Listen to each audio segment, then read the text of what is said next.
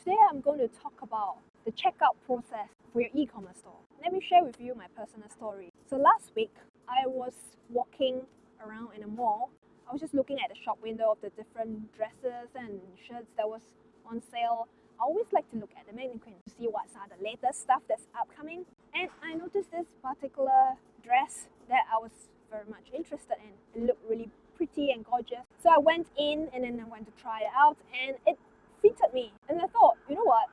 I'm going to get this because this looks really good. Yeah, I'll just buy it. I took the dress. I joined the queue at the checkout.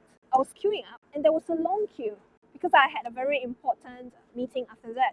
So I needed to rush off. There was a bit of a spontaneous buy, so I didn't realize that it was going to take so long. So I was in the queue waiting for like 5 to 10 minutes. After 15 minutes, the queue wasn't really moving much. And I was like, oh no, like I really need to go now. I can't buy this dress. So I decided to abandon the dress and I was thinking perhaps I might return at a later time and I'll buy this instead of waiting in the queue. So I left.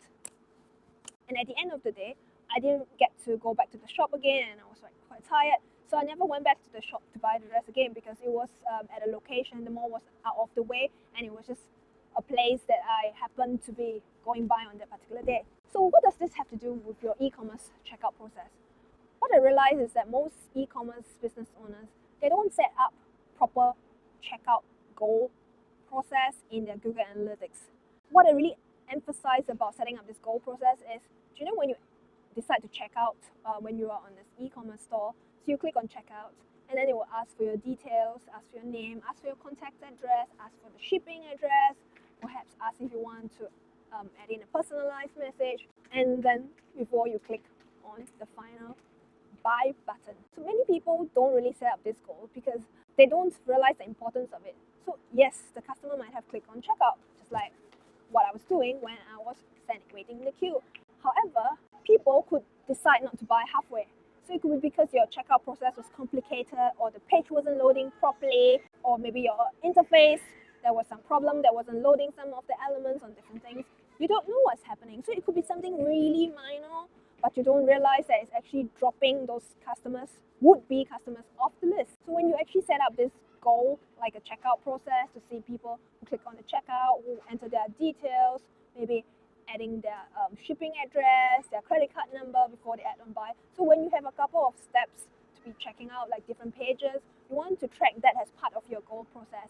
So you know exactly if people, after they click on the checkout, do they eventually buy? Or maybe they dropped off on the contact page. They could either have gone back to look at something else, some information that wasn't very clear because you didn't present them properly and clearly in the checkout process.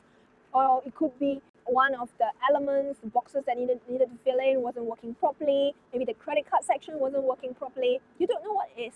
However, if you're tracking them, you could see if people are actually dropping off.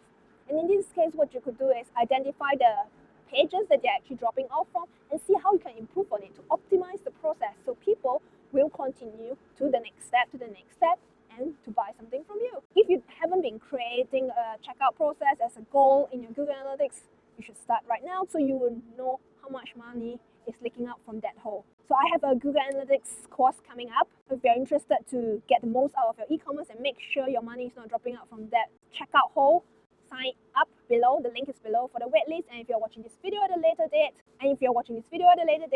click on the link below to check out my training course. See you at the next.